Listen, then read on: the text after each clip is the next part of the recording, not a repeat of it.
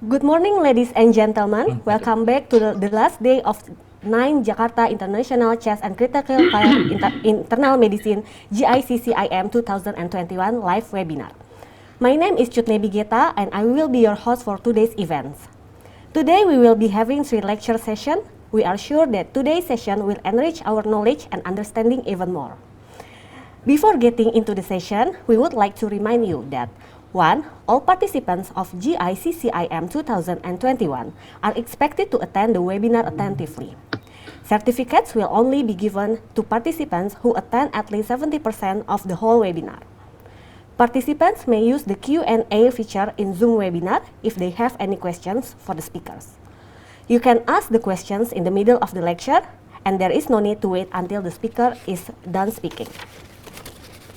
Ladies and gentlemen, we are now entering the 14th session of GICCIM 2021, in which we will discuss about recent issues in fungal infection. Speaker in this session will be Dr. Seva Wicaksono Pitoyo, spesialis penyakit dalam, konsultan pulmonologi, konsultan intensive care, and Dr. Nafrialdi, spesialis penyakit dalam, spesialis farmakologi klinik, PhD. And the discussion will be moderated by Dr. Samsurin Halim, spesialis penyakit dalam, konsultan intensive care. Dr. Samsurin Halim is a program director for medical doctor, Faculty of Medicine and Health Science Universitas Jambi, and head of intensive care unit at Raden Matahir Jambi Hospital. Without further ado, Dr. Samsurin, the floor is yours. Thank you for the kind introduction. Suara saya jelas ya, Mbak? Jelas, dokter. Jelas, dokter. Thank you for the kind introduction. Selamat pagi, salam sehat, salam sejahtera untuk kita semua. Dear colleagues, good morning. Welcome to the 14th season of the scientific meeting. We're talking about the recent issues in fungal infection. As we know, the COVID-19 has a wide clinical pictures, from asymptomatic to clinic to severe and critical ill. As the patient become critical ill, they need more intervention and treatment that can influence the immune system of the patient. Co-infection, fungal or bacterial was found from the COVID-19 patient. Reporting from the Italy and the Spanish COVID-19 patient, they found aspergillosis for the fungal infection. But recently, we heard from the COVID-19 Indian patient, they suffered the mucormycosis black fungal. Fungal infection can increase the morbidity and mortality of the COVID-19 patient. So diagnosis, early diagnosis and early treatment can reduce the mortality and morbidity. But diagnosis and treatment in the fungal infection during the pandemic comeback ini is very challenging. Today, we have two speakers who will discuss about the diagnosis, the challenge of diagnosis and the treatment. The first speaker is Dr. Seva Wicaksono Pitoyo. We talk about the challenge in diagnosis fungal infection in pandemic era and beyond. And the second speaker, Dr. Nafriadi, we talk the pharmacological expert in treating fungal infection. Now we start the session.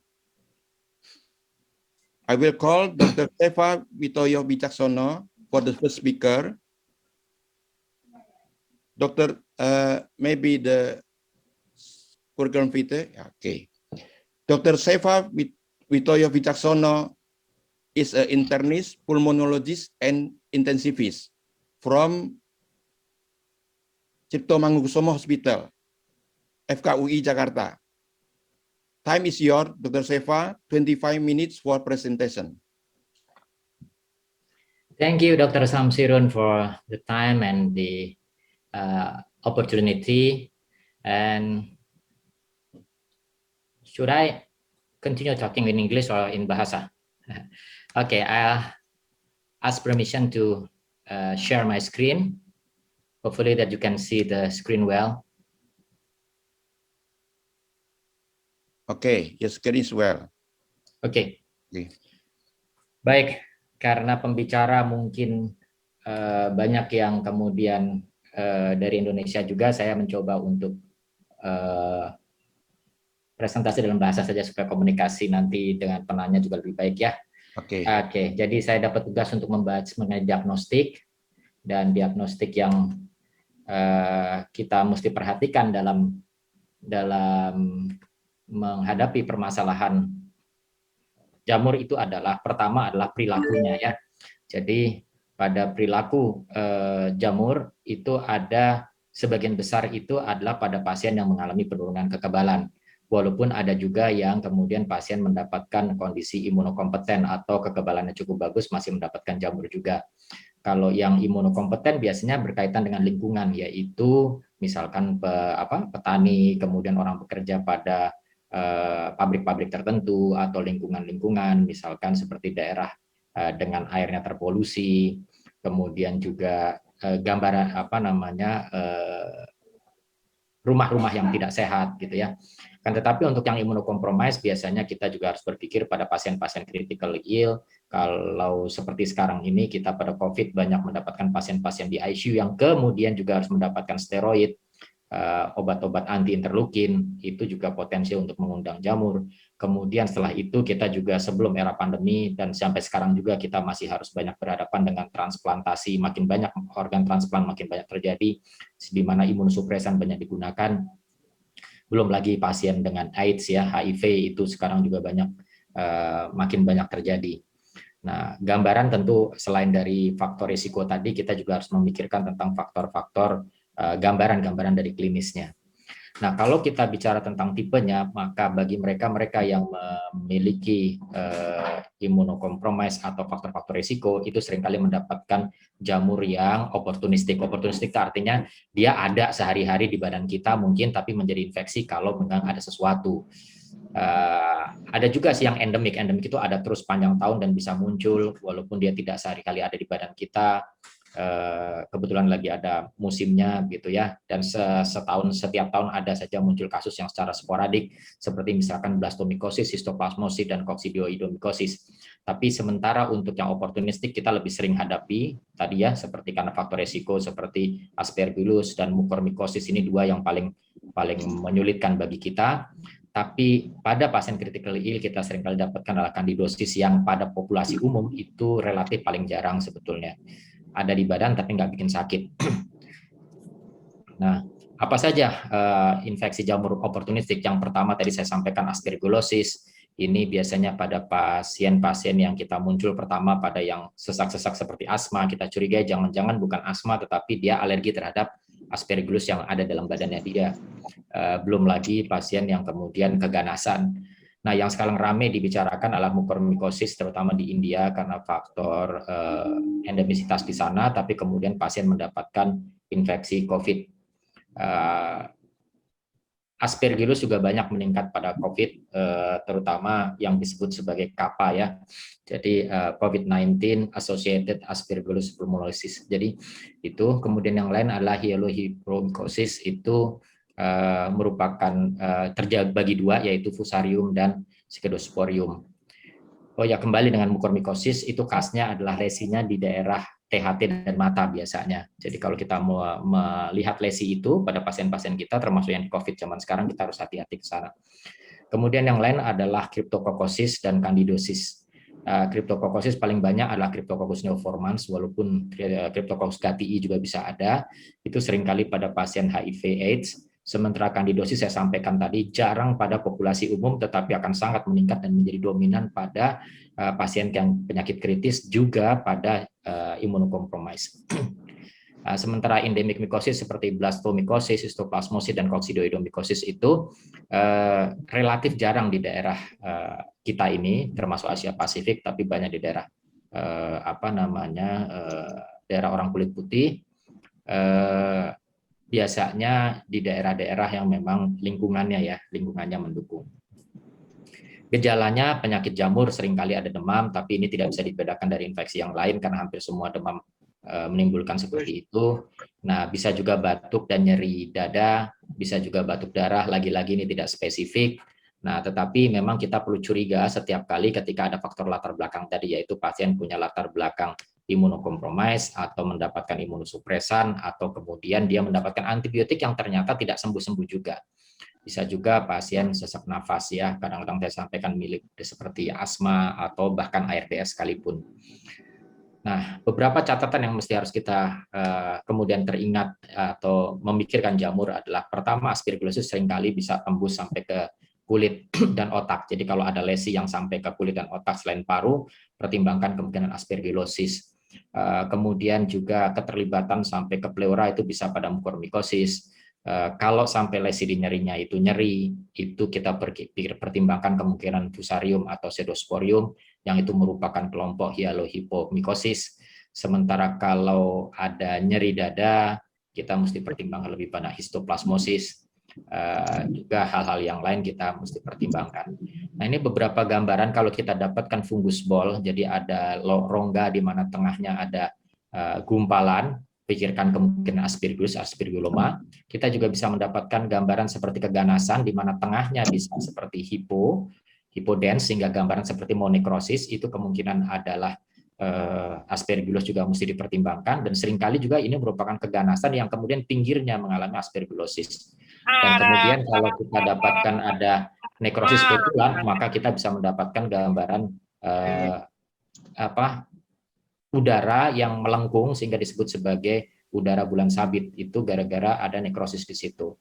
Jadi kalau ada konsultasi pinggirnya ada bola sabit air crescent, pikirkan kemungkinan aspergillus walaupun jamur yang lain juga ada, atau pikirkanlah jamur karena biasanya bakteri tidak menggambarkan seperti itu. Diagnostiknya aspergillus itu gambaran di mikroskopiknya adalah hifa yang bersepta, dia relatif bisa kita tumbuhkan di laboratorium, berbeda dengan yang lain, tetapi kita sekarang lebih banyak menggunakan galaktomanan baik di bilasan bronkus maupun di serologi untuk memeriksanya.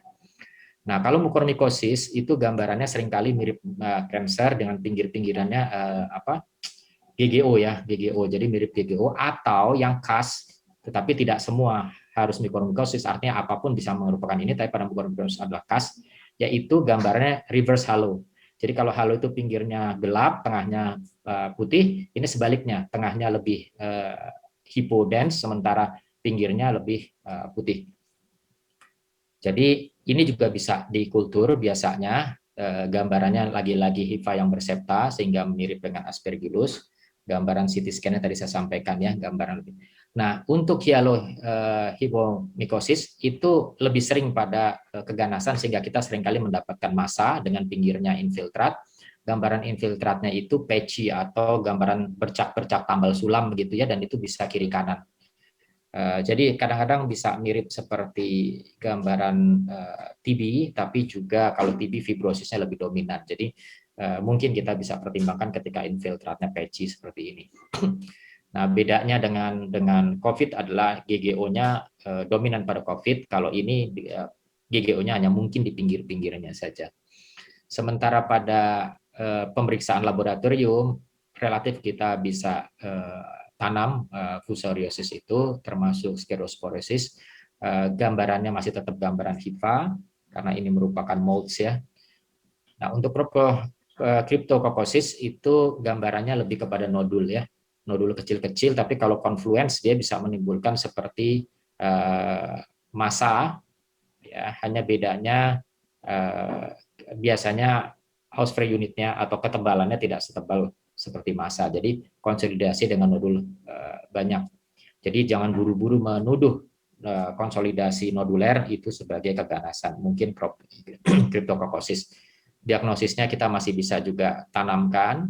Gambarannya adalah lebih gambaran bulat-bulat ya, bukan hifa di dalam mikroskopik, dan seringkali kita terpaksa menggunakan pemeriksaan antigen dari serologi.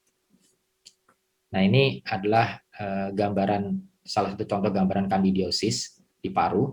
Gambarannya itu seperti cryptococcus tadi, lebih banyak nodul-nodul kecil. Jadi kita lihat bahwa yeast itu umumnya lebih infiltratif atau juga nekrosis. Kalau pada pada mold tadi ya, untuk pada yeast itu lebih banyak ke nodul-nodul kecil. multiple nodul, dengan infiltrat kita pikirkan Candida. Biasanya kita ambil kultur, kelebihannya pada Candida adalah kita bisa, zaman sekarang kultur bakteri aerob biasa itu bisa menumbuhkan Candida. Jamur lain belum, tapi jamur lain membutuhkan media kultur jamur. Tapi untuk media kultur bakteri yang ada sekarang, termasuk di Baktek, itu bisa menumbuhkan Candida, sehingga bagusnya adalah kita bisa mendeteksi Candida bersama dengan pemeriksaan kultur yang lain. Kalau tidak, kita bisa menggunakan beta-deglukan untuk serologi untuk bisa menduga adanya Candida. Ini memang tidak spesifik karena mukor Mycetes dan Cryptococcus saja yang tidak muncul beta-deglukan, sementara jamur yang lain biasanya muncul juga. Tapi nggak apa-apa, anti jamur cukup lebar sehingga kita bisa mengarahkan. Nanti Dr. Nafrialdi akan bisa menjelaskan pilihan antibiotik di sini yang kira-kira bisa mengcover. Nah, kalau untuk histoplasmosis kita mendapatkan infiltrat biasanya seperti pneumonia, tapi pleuropneumonia barangkali, artinya ada gambaran seperti cairan yang mengisi alveolar rongga udara, sehingga seperti infiltrat pada pneumonia atau airspace konsolidasi, tapi pleuranya biasanya bisa terlibat. Nah, problemnya adalah kulturnya sulit sekali histoplasmosis, dia butuh 4-6 minggu, 1 bulan, 1,5 bulan untuk kultur. Biasanya kita harus ambil pakai bal, dan kemudian paling-paling kita akan mengandalkan dari bronkoskopi. Dan di sisi yang lain kita bisa juga memeriksa lewat urin ya, antigen EIA. Baik, secara umum saya ingin sampaikan bahwa kalau kita simpulkan bagaimana mendiagnosis penyakit jamur paru, itu yang pertama harus kita identifikasi faktor resikonya dulu, lingkungannya seperti apa, kemudian faktor pasiennya, faktor hostnya, yaitu kompetensi dari imunitasnya, apakah dia imunitasnya cukup. Kalau imunitas cukup, kita pertimbangkan lingkungan yang memasukkan, atau imunokompromis atau imunnya turun. Nah, kemudian dari situ kita akan bedakan imunnya turun ini kira-kira risikonya ke arah mana, ke arah jamur yang mana. Setelah itu kita masuk ke tanda-tanda fisik dan radiologi yang khas dari setiap bentuk. Jadi lebih mengarahkan kecurigaan sambil menunggu hasil mikroskopik atau kultur atau juga serologi. Nah, yang lain adalah kita mempertimbangkan respon terapi. Kalau antibiotik tidak respon, kita mesti pertimbangkan anti jamur. Kalau anti jamur diberikan tidak respon, sementara kita curiga sebagai jamur, maka kita pertimbangkan mukormikosis. Tadi disampaikan bahwa problem kita pada pemeriksaan jamur tidak terlalu mudah. Nah, yang lebih sulit lagi adalah kondisi di COVID-19 ini. Pada kondisi pandemi seperti ini, ada beberapa faktor yang kemudian menyebabkan klinis dari COVID itu bisa menjadi meragukan kita kepada jamur atau tidak. Yang jelas kita tahu bahwa kejadiannya meningkat. Jadi jamur kejadiannya meningkat pada pasien COVID seperti tadi ya, mukormikosis di India dilaporkan meningkat. Pengalaman saya kejadian dari Candida, berkali-kali kita mendapatkan kultur sputum pasien terventilator dengan COVID, itu hanya memunculkan Candida tanpa memunculkan yang lain. Dan sudah begitu, ketika tidak respon dengan obat jamur, kita beberapa kali berhasil membuktikan bahwa galaktomanan di bilasan bronkus maupun di serum itu menunjukkan pasiennya terkena aspergillosis. Jadi aspergillosis kappa, COVID-19 associated aspergillosis, kemudian kandidosis serta mukormikosis tampaknya meningkat pada COVID. Dan kalau lesinya di hidung dan mata, kita mempertimbangkan mukormikosis. Nah, yang menjadi kesulitan lagi adalah baik virus maupun jamur, dua-duanya tidak tembus antibiotik. Jadi ketika jamurnya obat antibiotik tidak tembus, kita mempertimbangkan apakah ini COVID-nya masih progres ataukah sebetulnya infeksi jamur. Kita tidak punya, seringkali tidak mempunyai cara untuk memeriksa tes yang spesifik. Pemeriksaan kultur jamur, kalau di Jakarta kami relatif mengandalkan laboratorium khusus parasitologi. Kemudian kesadaran terhadap keadaan ini pada dokter juga seringkali miss, sehingga kemudian akibatnya diagnostik dan keterlambatan penerapi juga bisa terjadi. Terus kemudian karena pasiennya sendiri sudah jelek, kadang-kadang dokter juga sudah mulai lupa mengenai mengigurkan jamur itu. Jadi bagaimana untuk meningkatkan keperhatiannya terhadap hal seperti ini? Jadi yang penting kita mengulangi, mengingat-ingatkan kembali kepada sejawat, termasuk dari acara ini, diminta untuk meningkatkan kewaspadaan kita. kemudian lakukan analisis yang mendalam terhadap kemungkinan pasien mendapatkan itu, baik dari faktor resikonya, kekebalannya, kemudian ada penyakit dasarnya. Kita berapa kali dapatkan pasien COVID dengan ternyata punya latar belakang dia mengalami imunosupresi karena kemudian transplant, kemudian juga dia mengalami problem imunosupresi ringan karena diabetes barangkali. Kemudian pertimbangkan mengenai obat empirik yang sudah terjadi. Kita juga menggunakan procalcitonin untuk menyingkirkan pasien yang klinisnya seperti bukan COVID. Masa COVID-nya sudah lewat, misalkan sudah 3 minggu, tapi kondisi parunya nggak perbaikan, tapi procalcitoninnya tidak naik. Nah, saat itu kita mungkin pertimbangkan, oke, ini kemungkinan jamur. Jadi, kita selalu mencurigai kemungkinan jamur ketika terjadi prolong problem, sudah 3 minggu nggak membaik juga, penggunaan kortikosteroid yang luas juga, kemudian ada riwayat gangguan imunitas sebelumnya, juga kemungkinan transplant sebelumnya. Oke, ini ada satu orang yang kemudian Song itu mencoba mengklasifikasi. Jadi kalau kita start dari yang paling kanan, kalau pasien imunokompromis banget, HIV barangkali, atau CD4 di bawah 200, termasuk transplant, pikirkan ke arah Cryptococcosis. Jadi kita periksa mikroskop langsung, kultur dan serologi ke arah Cryptococcus tersebut. Tapi kalau imunosupresinya mungkin tanggung, oke lah organ transplant bisa ke sana, tapi kemudian tidak terlalu supresi, terutama organ transplant yang sudah lama, sehingga dosis imunosupresinya sudah turun. Nah, kita bisa pertimbangkan latar belakangnya apa, ada diabetes atau ada penyakit paru asli. Kalau penyakit paru asli, COPD, bekas TB, BE, kita pertimbangkan aspergillosis. Sementara kalau yang tidak, apalagi ada lesi di mata dan hidung, kita pikirkan sebagai mukormikosis. Sementara kalau tidak itu, hanya gara-gara critically ill, kita pikirkan kandidosis. Ini yang tadi saya sampaikan beberapa kali, bahwa di India, mukormikosis itu meningkat tajam, tampaknya berkaitan dengan diabetes yang tidak terkontrol, penggunaan steroid, dan juga terlalu lama pasien di ICU. Jadi, kalau mukormikosis, tadi sekali lagi saya sampaikan, hints-nya adalah ketika lesinya banyak di mata dan THT. Mungkin itu yang bisa saya gambarkan dari kira-kira untuk mencari prediksi ke arah mana pasien kita dan mencurigakan ke arah jamur.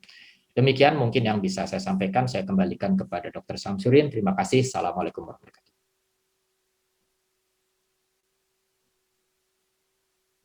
Terima kasih Dr. Seva. Presentasinya komprehensif, mengenal jenis banyak jamur, dan bagaimana cara kita melakukan diagnosis. Nah, kita berlanjut ke presentan kedua, Dr. Nafriyadi, yang akan membawakan tentang pharmacological aspek dari antifungal. Dr. Nafriyadi adalah seorang internis dan farmakologis dari FKUI, Jakarta. 25 menit, dokter, untuk presentasi. Waktu dipersilakan.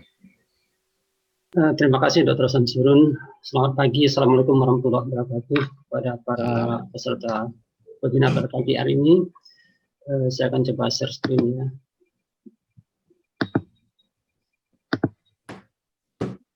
Terlihat slide-nya? Ya, jelas. Ya, terima kasih pada panitia yang telah meminta kami untuk partisipasi pada acara yang terhormat pagi ini. Nah, saya kebagian tugas tentang aspek farmakologi dari pengobatan fungal infection ya, khususnya tentunya adalah infeksi jamur sistemik. Ini lebih sifatnya lebih ke arah umum ya. Kita bicara hampir semua obat anti jamur karena tidak dispesifikasi yang mana gitu ya. Nah, kalau kita lihat, slide-nya nggak pindah nih. Nah, ini perkembangan anti jamur dari awal. Yang paling tua itu amphotericin ya, sudah 60 tahun lebih. Kemudian disusul oleh flucytosine. Ini flucytosine agak unik, nanti kita tinjau sedikit ya uniknya bagaimana.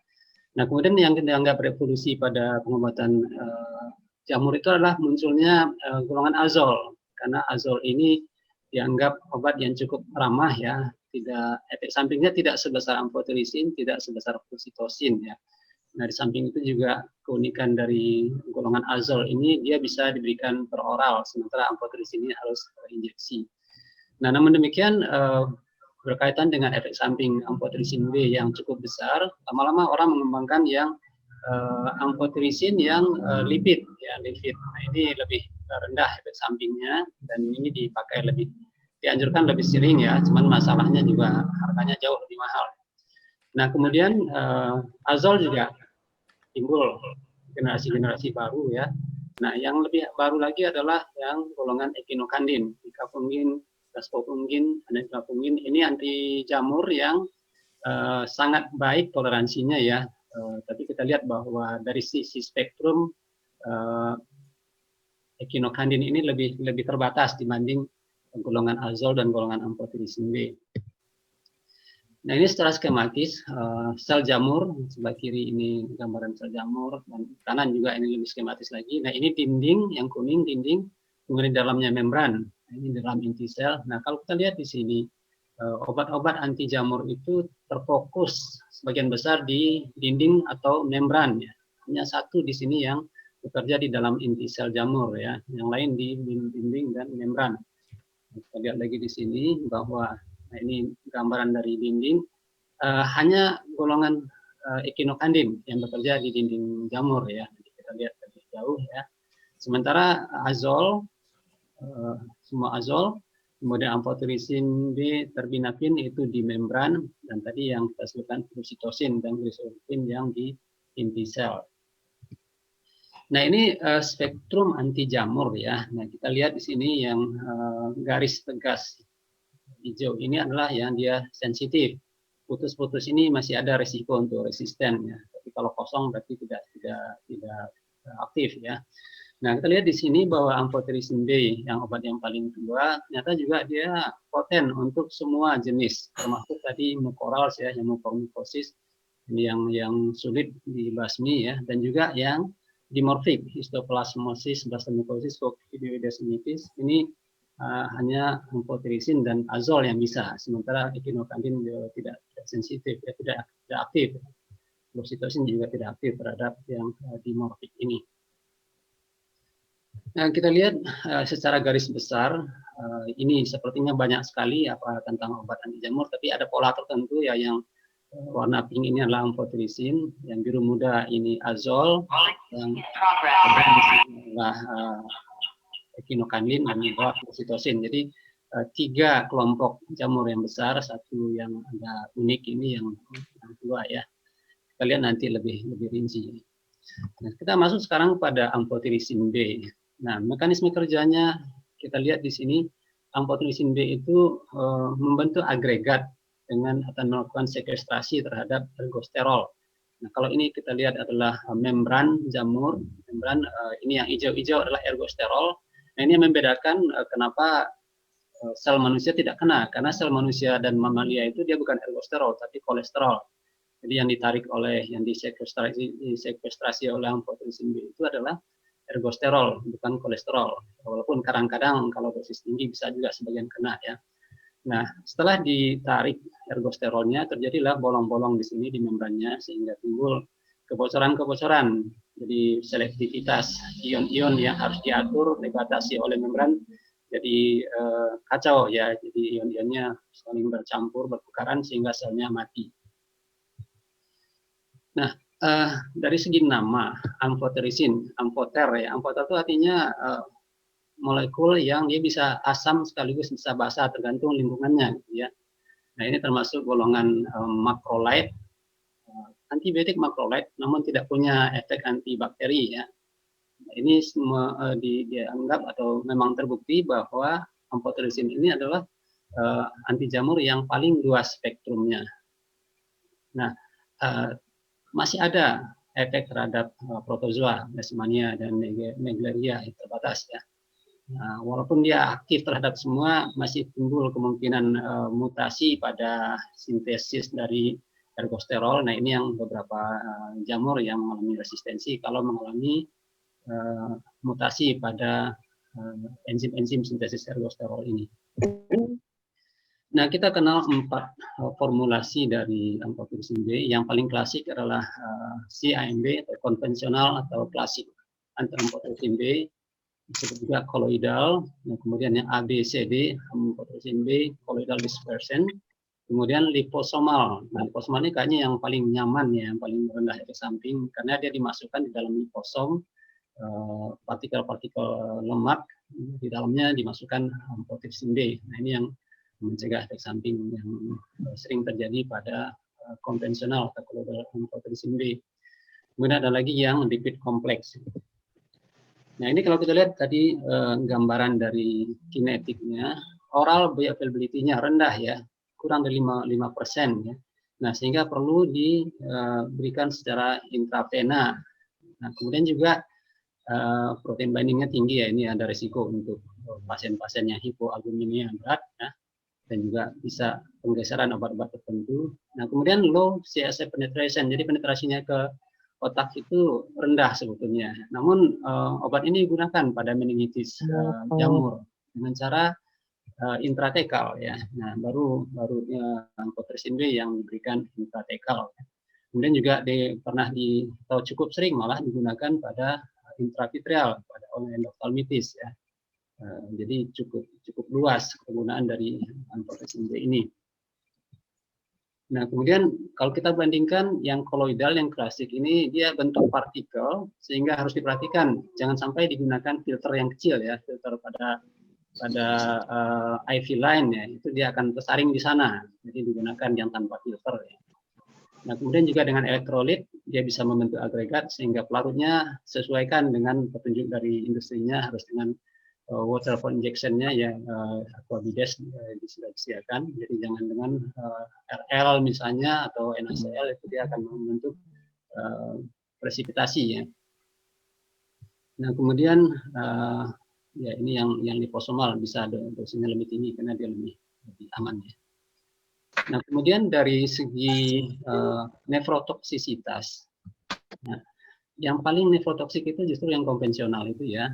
Nah, sehingga yang lipid formulation ini lebih rendah nefrotoksisitasnya, tapi lebih sering fever ya, fever karena lemak lipid ini kayaknya kalau dimasukkan intravena reaksi inflamasinya cepat timbul, jadi terjadi demam dan menggigil ya. Tapi biasanya bisa dikurangi dengan pemberian steroid, dan juga untuk dosis berikutnya katanya tidak terlalu sering ya, jadi hanya biasanya dosis pertama dan biasanya juga bisa sepenuhan ya. Nah, kemudian yang operation ini juga jauh lebih mahal ya, dan beberapa negara mungkin tidak mempunyai ya, cari bisa lebih mudah untuk dapat obat yang khusus itu. Nah, cuman yang anehnya yang agak unik, dia lebih ditoleransi dengan baik oleh bayi prematur dibanding dengan anak dan orang dewasa. Nah, kemudian dua pertanyaan dari segi kinetiknya tadi sudah disinggung sedikit, protein bindingnya besar, absorpsi oralnya rendah sekali. Nah, konsentrasinya di membran atau di jaringan-jaringan yang mengalami inflamasi, pleura, peritoneum, dan synovium ini cukup tinggi, bisa mencapai 2/3 dari kadar plasma, sehingga pada kondisi-kondisi terinflamasi dia pemberian intravena cukup lumayan ya, kecuali pada yang meningitis atau encephalitis. Nah, itu ya diberikan intratekal atau bahkan intraventrikular di bor langsung ya, kraniumnya di bor, dimasukkan, disuntikan langsung ke dalam ventrikel. Nah, tadi penggunaannya kita lihat spektrumnya, jadi bisa secara umum bahwa semua jenis jamur itu bisa diatasi oleh amphotericin B ya. Dan beberapa yang menjadi drug of choice ya, bisa juga intraocular injection untuk endophthalmitis, dan ya intratekal tadi sudah disinggung ya. Dan juga untuk severe dan rapidly progressive histoplasmosis, blastomycosis, coccidioidosis, dan penisiliosis. Nah, kemudian tadi disebut juga oleh Dr. Sepa bahwa pasiennya neutropenia yang tidak respon dengan antibiotik sampai 5 atau 7 hari, nah itu untuk penyelamatannya boleh digunakan anti jamur ya. Nah, juga untuk salvage terapi penyelamatan pada pasien-pasien yang tidak respon terhadap terapi azol ya. Nah, efek samping yang sering timbul adalah pada waktu pemberian intravena ini fever dan menggigil ya. Kemudian kadang-kadang timbul sesak napas dan azotemia, cukup sering ya gangguan fungsi ginjal ya, terutama pada yang konvensional atau kolloidal amphotericin B yang dengan lipid lebih jarang. Bisa juga terjadi renal tubular acidosis, hipokalemia, hipomagnesemia, sehingga ini memerlukan suplementasi kalium, tapi tentunya harus kita lihat kadar kaliumnya ya. Bisa terjadi anemia setelah sekian lama ya, dan lain sebagainya. Nah, kemudian kita singgung sedikit obat yang unik, yang obat yang tua juga, flucytosine. Ini yang satu-satunya bekerja di inti sel. Ini jamur itu mampu mengkonversi flucytosine menjadi fluorouracil. Nah, kita tahu bahwa fluorouracil ini adalah obat psikostatik. Nah, dia membunuh sel, yang dibunuh itu sel jamur sendiri karena dia mengkonversi obat ini menjadi 5-FU. Nah, ini tidak terlalu selektif ya, karena 5-FU itu nanti bisa dia berinfiltrasi ke jaringan manusia ya, sehingga hostnya juga bisa mengalami efek samping. Ya. Jadi tidak hanya sel jamurnya yang terkena, yang mati, tapi sel-sel hostnya juga sering terkena, sehingga ini efek samping flucytosine ini cukup lumayan. Nah, uniknya dia bisa diberikan per oral dan kadar di CSF ya, cerebrospinal fluid cukup tinggi, sehingga digunakan untuk meningitis, mendampingi amphotericin. Nah, kemudian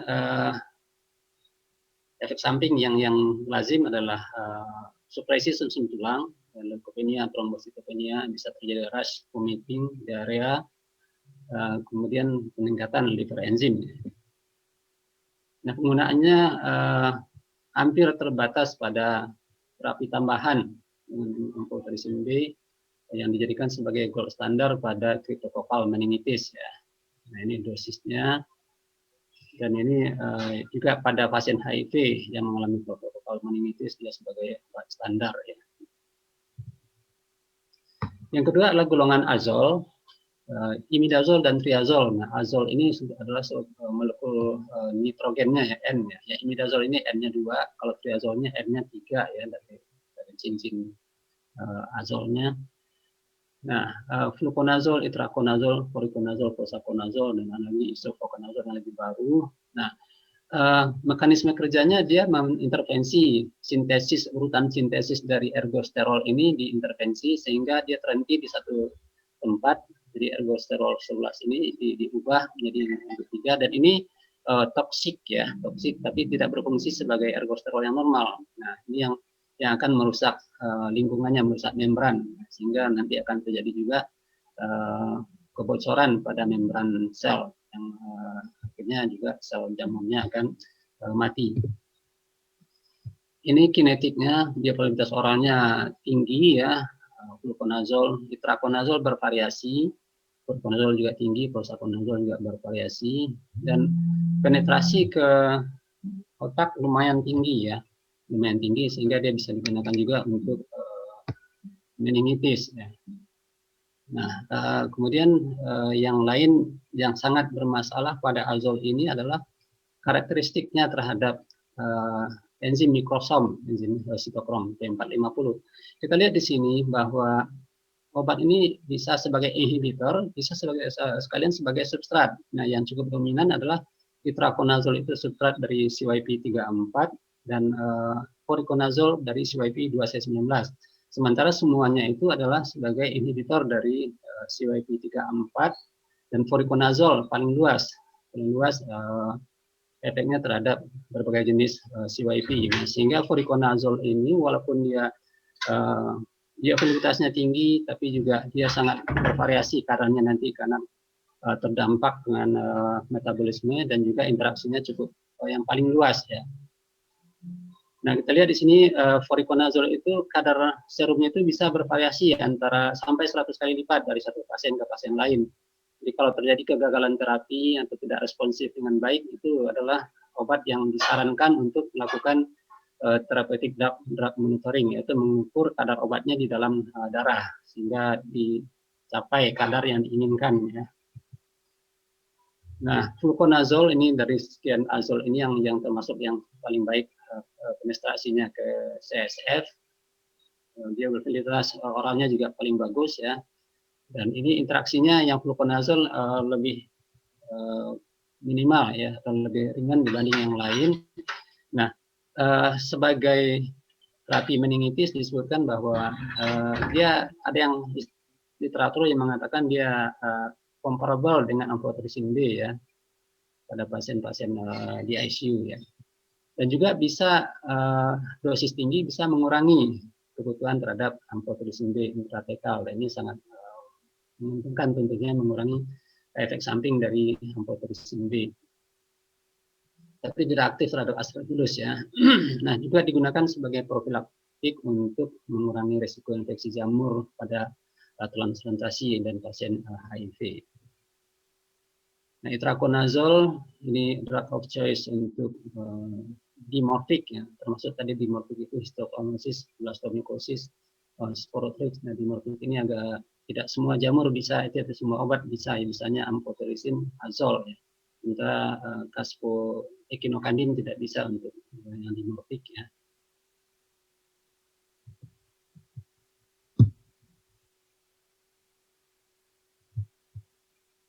Nah, voriconazole tadi kita sudah sebutkan, yang paling bermasalah adalah dia interaksinya dengan sitokrom paling luas sehingga kadarnya bervariasi, dan kalau menggunakan obat lain ini sering kadar obat lain ini akan meningkat, siflosporin, tacrolimus, statin, sehingga harus diperhitungkan toksisitas akibat siflosporin ataupun tacrolimus kalau diberikan voriconazole ya. Nah, efek samping yang sering fotosensitivitas, rash ya, gangguan fungsi liver, dan gangguan visual ya, sampai 30% dari pasien yang menerima voriconazole ya. Ini yang cukup besar sebetulnya ya, gangguan penglihatan warna gitu ya biasanya. Nah, kemudian aktivitasnya terhadap Candida itu bagus ya, dan dianggap sebagai treatment of choice untuk aspergillosis.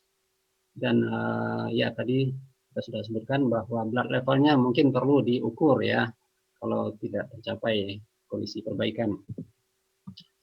Ini posaconazole, tadinya bentuknya itu sediaan liquid ya, untuk sirup atau suspensi, tapi sekarang sudah ada yang intravena dan ada juga yang tablet ya.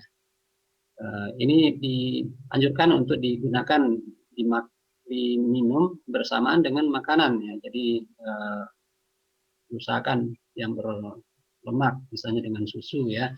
Ini agak unik dibanding umumnya obat, kita usahakan pada perut yang kosong dan hindari yang berlemak, apalagi susu ya. Tapi pada jenis jamur di azole ini ya umumnya dia lebih baik diabsorpsi pada kondisi perut terisi dengan makanan berlemak. Nah, kemudian juga di studi untuk salvage terapi pada invasif aspergillosis. Nah, kemudian ya echinocandin, ini grup yang terbaru ya, ini dianggap sebagai revolusi pada pengobatan jamur karena profil keamanannya yang sangat bagus sekali ya. Ada 3 jenis, caspofungin, anidilafungin, dan micafungin. Dia bekerja menghambat 1,3 beta 1,3 glukan sintetase. Ini adalah enzim yang mensintesis beta 1,3 glukan ya, komponen yang ada pada dinding sel yang memperkuat dinding sel. Nah, sehingga kalau beta glukan ini dihambat akan terjadi ruptur dari sel jamurnya. Ini dia yang gampang benang beta glukan ini yang disintesis oleh jamur, itu yang dihambat oleh echinocandin. Nah, obat ini aktif terhadap Candida dan Aspergillus ya. Kadang-kadang juga dia bahkan bisa untuk yang resisten azole ya. Tapi tidak aktif terhadap jamur dimorfik seperti histoplasma, capsulatum, Cryptococcus neoformans, Trichosporum, dan Fusarium. Nah, ini genetiknya, dia valuitas oralnya rendah sehingga diberikan intravena, dan di cairan otak juga rendah ya, sehingga tidak appropriate ya, tidak cocok untuk meningitis. Dan obat ini water soluble sekali ya, sangat larut air, penetrasi GI-nya rendah sehingga diberikan intravena, dan penetrasi ya, ke CSF, urin, dan bola mata rendah ya. Tapi kadarnya cukup tinggi di paru, liver, di spleen, dan di ginjal ya.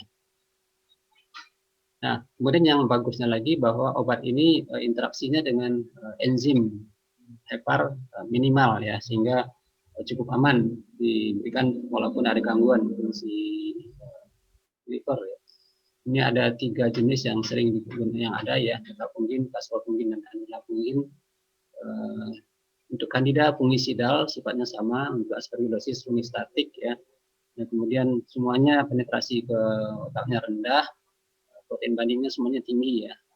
Nah, cuman beda dengan amphotericin B. Amphotericin B protein bindingnya tinggi karena dia itu margin of terapinya agak sempit, sehingga kalau terjadi pada pasien hipoalbumin, amphotericin B efek sampingnya akan meningkat. Nah, cuman kalau yang echinocandin ini karena efek sampingnya memang rendah, walaupun pasiennya hipoalbumin ya mungkin tidak teramati ya efek sampingnya, tidak berarti tidak toksik.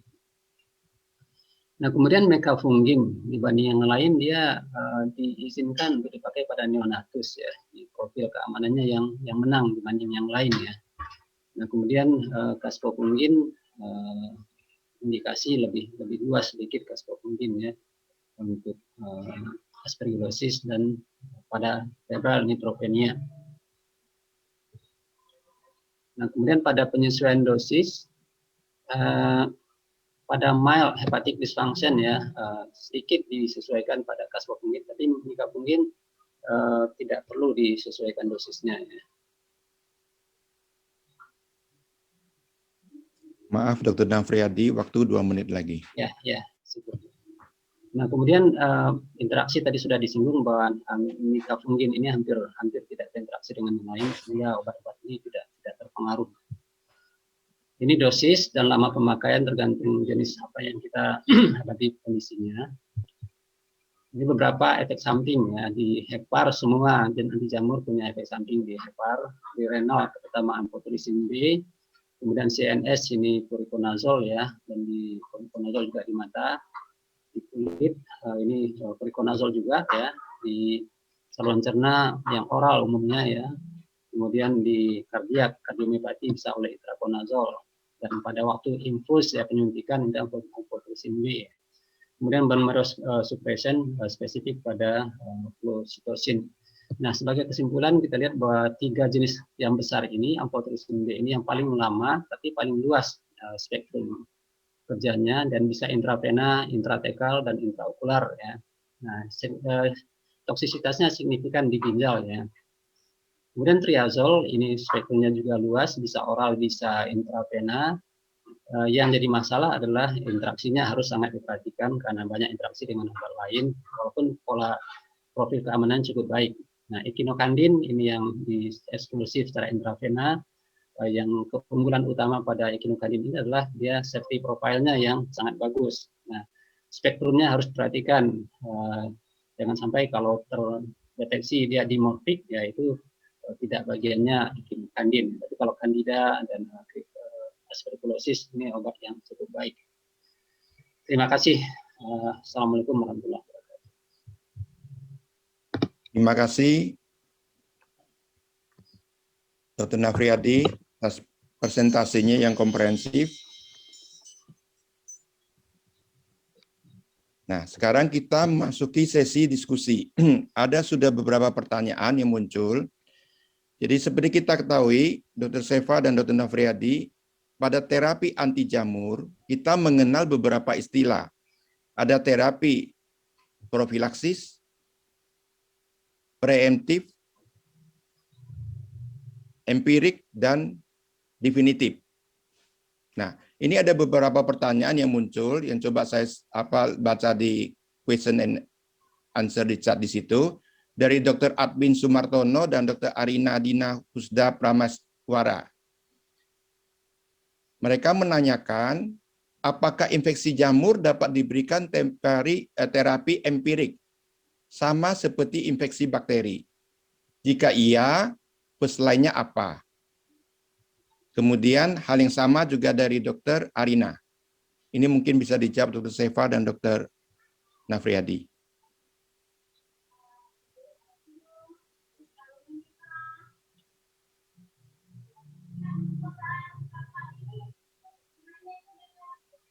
Silakan Dr. Sefa. Oh, saya dulu ya. Saya pikir terapi tadi Dr. Nafriali dulu. Baik.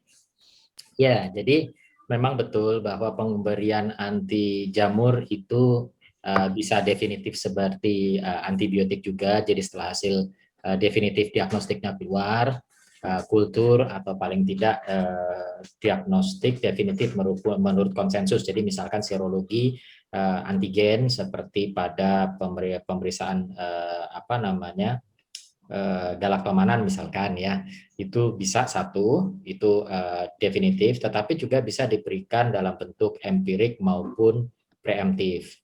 Kalau empirical tentu tadi yang saya gambarkan dalam alurnya, jadi ketika alur kita melihat pertama adalah faktor risikonya ada, baik itu imunokompromisitas, kemudian latar belakang septic klinik maupun juga dari faktor risiko yang ada. Nah, itu mungkin kita bisa berikan secara empirik. Nah, preemptif itu kita berikan juga bahkan bisa pada anti jamur diberikan preemptif, yaitu ketika pasien memiliki faktor risiko sebagai semacam profilaksis. Jadi ketika misalkan dia mengalami imunosupresi berat, sementara dia berada pada lingkungan yang sangat berisiko. Biasanya kita hadapi itu pada pasien-pasien yang kemudian harus menggunakan imunosupresan tinggi seperti transplant. Seperti itu kita bisa berikan preemptif kalau dia pada lingkungan atau di data kita menunjukkan risikonya tinggi. Kira-kira begitu. Mungkin Dr. Nafriali bisa menambahkan atau mengkoreksi. Silakan, Dok. Iya, sedikit aja tambahan, setuju dengan Dr. Sefa bahwa dalam kondisi klinis yang berat selalu bisa empirik itu ya, karena kita tidak mungkin menunggu dulu baru memasukkan obat ya. Jadi contohnya tadi yang pasien yang neutropenia febral terus tidak respon dengan antibiotik setelah 3, 4, 5 hari nggak respon. Nah, baru kepikiran misalnya ini jamur barangkali. Nah, kalau ditunggu kultur jamur itu susah dan lama. Dan itu syukur sekarang dengan beta glukan bisa lebih cepat ya. Nah, tapi menunggu hal itu sih dibenarkan secara klinis untuk menggunakan obat secara empirik ya. Karena tujuan kita dalam klinis itu pada awalnya yang utama adalah penyelamatan pasiennya dulu. Nah, yang tadi sudah ditambahkan oleh Dr. Sefa bahwa preemptif kalau faktor risikonya jelas sudah ada. Nah, apalagi kalau yang definitif. Nah, definitif itu tidak terlalu banyak karena yang terbukti ada infeksi ya. Nah, kita berdasarkan gambaran-gambaran foto toraks yang mencurigakan juga itu sudah cukup alasan untuk memasukkan anti jamur. Ya, demikian Dr. Samsirun.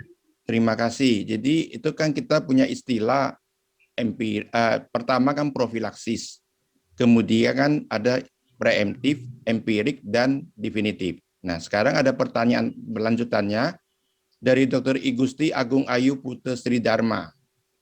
Pertanyaan untuk Dr. Sefa dan Nafriadi. Apakah ada tempatnya pemberian profilaksis antifungal pada COVID dengan faktor risiko infeksi jamur? Yang kedua, terkait nomor 1, apa pilihan anti jamurnya dan bagaimana pertimbangannya? Kemudian yang ketiga, timing dan pilihan anti jamur profilaksis. Jadi pemberian profilaksis, Dok, pilihannya apa, timingnya kapan? Ya, saya coba dulu nanti Dr. Sefa boleh koreksi ya. Kalau orangnya memang punya risiko ya, risiko pasien yang dapat imunosupresan atau steroid dosis tinggi misalnya, itu dapat COVID. Nah, logika umumnya tetap saja kita lihat bahwa orang yang dapat imunosupresan itu bisa kena jamur, bisa juga tidak. Nah, tentunya kita atasi dulu kondisi COVID-nya ya. Nah, kalau kondisi COVID tidak membaik, terutama tadi ya, golden period-nya sudah lama, sudah 2 minggu, 3 minggu ya. Nah, cuman yang jadi pertanyaan sering itu apakah kita akan lebih awal atau tidak ya. Nanti mungkin Dr. Sefa yang saya serahkan menjawabnya ini ya. Nah, secara pilihan mana yang kita pilih? Nah, itu kita tadi bisa lihat bahwa yang spektrum luas atau yang aman. Kalau spektrum luas yang simpel pemberiannya adalah yang azol. Jadi bisa azol cukup banyak coveragenya ya. Nah, kemudian kalau kita memilih yang efek sampingnya ringan, itu kita merujuk ke ekinokandin, misalnya mikafungin, pasofungin, amiglofungin. karena obat ini keamanannya bagus ya, dan untuk jamur paru yang sering di Indonesia itu biasanya tercover ya, karena yang mukormikosis itu kan dikatakan cukup jarang ya, sehingga boleh digunakan. Kalau pasiennya nggak bisa menelan ya silakan dipakai yang echinocandin. Jadi kalau masih bisa ya dengan azol juga bisa dimulai. Nah, timingnya ini yang mungkin lebih sulit dijawab ini ya. Saya serahkan Dr. Seva deh jawab ya, yang lebih berpengalaman di kliniknya ya.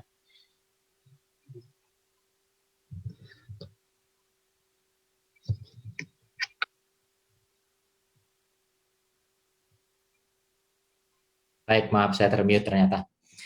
Ya, jadi seperti seperti yang disampaikan oleh Dr. Samsirun tadi, jadi kita punya ada preemptif itu adalah pada pasien-pasien yang punya faktor risiko. Jadi misalkan kita sudah jelas-jelas memberikan imunosupresan pada pasien yang mau transplant, tetapi pasien transplant itu pada screening sebelum transplant dia sudah mendapatkan pemeriksaan tes, misalkan contohnya galaktomanan positif, tapi sama sekali tidak ada gejala yang lain. Dia hanya kita dapatkan galaktomanan positif pada screening sebelum transplant.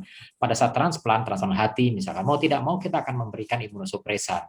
Nah, dengan demikian, padahal pasien belum ada gejala.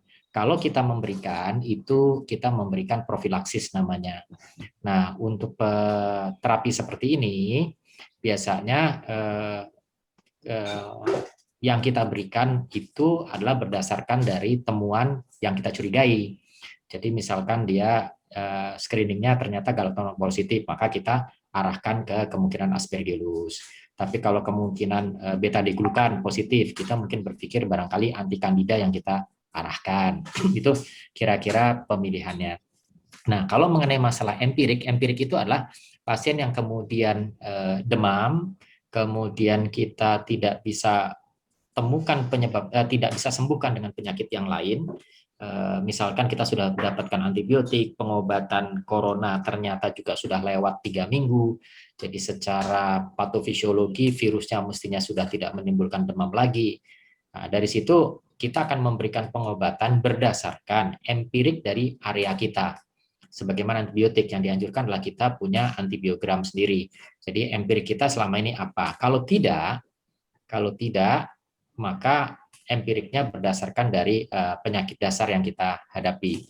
Kalau di era COVID ini, pengalaman saya yang paling banyak itu adalah kandida ternyata. Kalau di Indonesia, pasien yang kritis, kemudian sudah melewati masanya, ternyata dia masih juga belum bisa lepas dari demam dan juga ventilator, yang paling sering adalah kandida, sehingga kita akan treat ke arah kandida, yaitu mungkin kandin akan menjadi pilihannya. Tetapi kalau misalkan ternyata settingnya ini adalah setting yang bukan COVID dan juga mungkin pasiennya mendapatkan gambaran radiologinya itu lebih ke arah padat, bukan seperti noduler.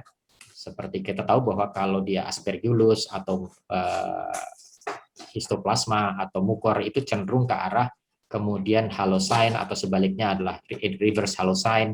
Nah, dengan gambaran seperti itu kita akan mengarahkan ke arah gambaran fotonya ya, itu kita akan mengarahkan ke arah pengobatan aspergillus. Dan bicara tentang aspergillus, pilihannya bagaimana nih? Kalau tadi dari dulu kita menggunakan aspergillus, kita berpikir amphotericin menjadi pilihan karena azol tidak tembus.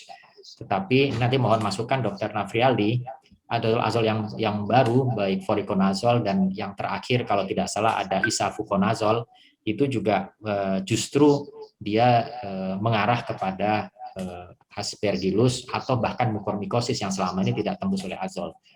Ini mungkin jadi pertimbangan, tapi sangat mahal sekali, problemnya adalah isavuconazole, bahkan lebih mahal dari voriconazole. Barangkali Dr. Nafrialdi bisa punya komentar atas ini. Iya, memang yang baru itu penetrasinya lebih baik ya, Dr. Seva ya, dan secara teoritis juga kalau ada inflamasi kita mengharapkan akan lebih banyak yang tembus ya, walaupun mungkin masih cukup terbatas, tidak sepoten amphotericin sebetulnya. Karena pada akhir-akhirnya berbagai jenis jamur yang gagal terapi dengan yang lain, kita kembali lagi ke amphotericin. Ya. Nah, masalahnya kalau dia efek samping itu yang kita hindarkan.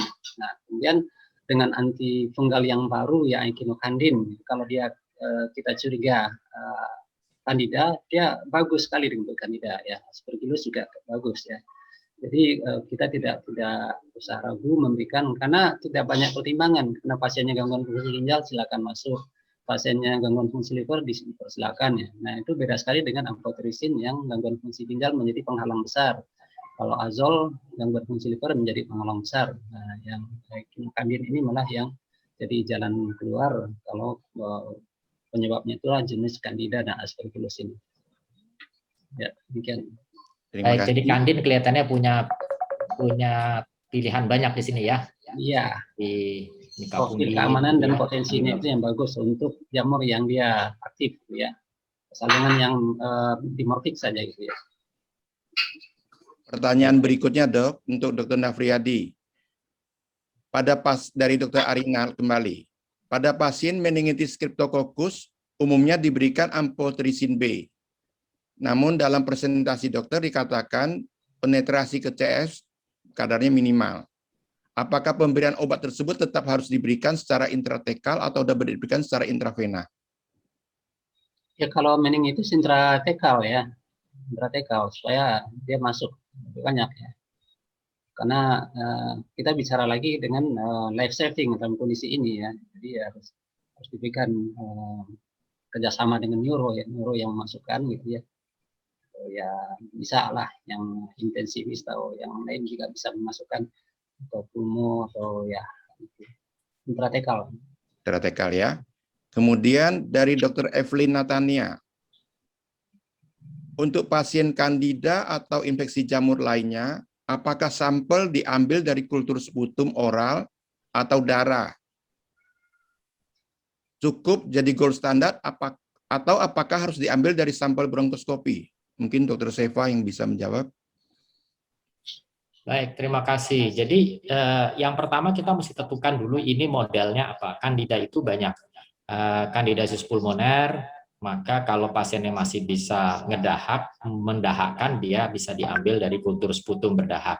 Biasanya kita nilai hasil pemeriksaan dahaknya itu jumlah epitelnya. Kalau epitelnya di atas 10, apalagi di atas 15, kita mesti mempertimbangkan jangan-jangan itu oral kontaminasi di mulut. Jadi dengan demikian mungkin tidak layak untuk dipakai untuk kulturnya. Tapi kalau epitelnya di bawah 10, kita bisa yakin itu sputum. Kalau pasien pakai ventilator, otomatis baik kita bisa pakai aspirasi per ETT. Tidak perlu menggunakan bronkoskopi kecuali kita tidak pernah ketemu apa-apa sehingga terpaksa kita masuk ke dalam. Tapi secara umum kita bisa menggunakan aspirasi saja via ETT. Nah, kapan kita melakukan pemeriksaan lewat darah? Biasanya sih kita tidak memeriksa Candida lewat darah kecuali kita mencurigai ada sistemik kandidosis. Nah, candidemia. Nah, itu kita bisa ambil dari kultur darahnya. Itu sih kurang lebihnya. Dari kalau darah kita bisa ambil dari beta-glukan. Saya kira jelas ya jawaban Dr. Seva. Kemudian pertanyaan berikutnya dari Dr. Muhammad Akaf. Bertanya kepada Dr. Seva, apakah jumlah CD4 selain pada kasus HIV atau AIDS dapat digunakan sebagai pintu masuk pemberian profilaksis anti jamur pada kasus critical ill, bahkan sebelum naiknya Candida score? Ya, memang tidak ada scoring, misalkan Candida score-nya belum naik, kemudian kita punya metode prediksi yang lain itu belum ada scoring penelitian tentang kesana. Tetapi saya sepakat bahwa CD4 bisa dipakai untuk mengarahkan kita mengenai obat jamurnya. Tapi menurut saya CD4 itu dipakai untuk mengarahkan kita seperti tadi saya sampaikan kira-kira tipe jamurnya lebih ke arah mana. Kalau tipe jamurnya yang masih ringan supresinya, mungkin kita bisa pertimbangkan Candida, tapi kalau misalkan dia lebih rendah, kita mesti pertimbangkan yang lain. Itu untuk mengarahkan. Tapi untuk mencurigai jamur, itu tidak dari CD4, itu dari klinis. Seperti tadi sampaikan, antibiotik nggak respon, mungkin 3 hari saja kita sudah melihat antibiotik yang sudah broad spectrum sudah tidak respon, atau setelah kultur keluar ternyata tidak respon, dalam waktu 1-3 hari, kita mesti pertimbangkan memberikan anti jamurnya. Ya, jadi jelas ya jawabannya. Nah, sekarang pertanyaan terakhir karena mengira waktu, ini untuk Dr. Seva kembali. Dari Dr. Arina. Pada pasien malignansi yang sudah mendapat terapi profilaksis azol, apabila pada pasien terjadi infeksi jamur, maka apa anti jamur empirik terbaik pada pasien tersebut? Sudah dapat profilaksis, kemudian terjadi memang infeksi, definitif jadinya. Ya, nah kalau definitif otomatis kita sudah bisa menemukan jamurnya kan, nanti kan disesuaikan. Biasanya kalau sudah mendapatkan terapi azol secara umum, amfoterisin bisa berkurang efektivitasnya itu pada sebagian besar kasus jamur. Nah, jadi pilihannya kita bisa bergeser kepada golongan kandin, ya golongan fungin itu ya. Nah, itu yang mungkin bisa kita gunakan sebagai pengganti. Tetapi tetap sekali lagi kita lihat keluar jamurnya apa. Nah, kalau pada kelompok yang bisa dengan kandin tentu itu pilihan kita, tapi pada kelompok seperti contohnya histoplasma mungkin ya nggak bisa kita pakai gunakan kandin. Kira-kira gitu.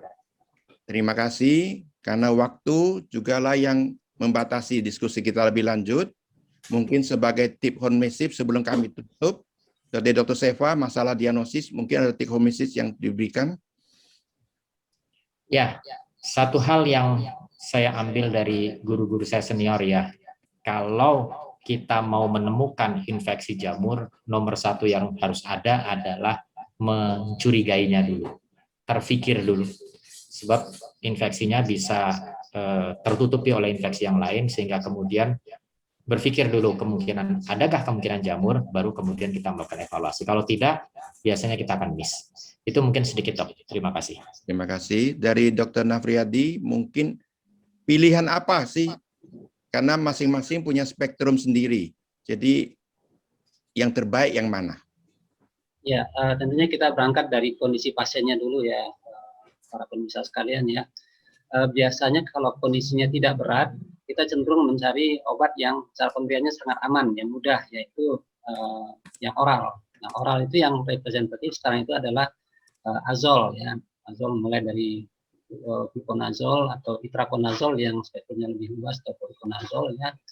Nah, kalau kondisinya sudah settingnya ICU, tentunya kita lebih cenderung untuk memakai obat-obat yang sistemik intravena ya, yang efeknya lebih poten, yaitu golongan kandin ya. Walaupun tidak mengeksklud kemungkinan untuk memakai yang oral azol ya. Jadi kalau dengan azol tidak respon dengan baik ya silakan di switch. Atau kalau kita mau lebih cepat pada kondisi pasien yang berat ya golongan ekinokandin itu mungkin lebih layak dipilih sebagai terapi awal. Demikian. Terima kasih. Terima kasih kepada dua pembicara dan terima kasih kepada peserta yang sudah mengikuti acara hari ini dan acara diskusinya. Terima kasih, selamat siang. Saya kembalikan kepada pembawa acara.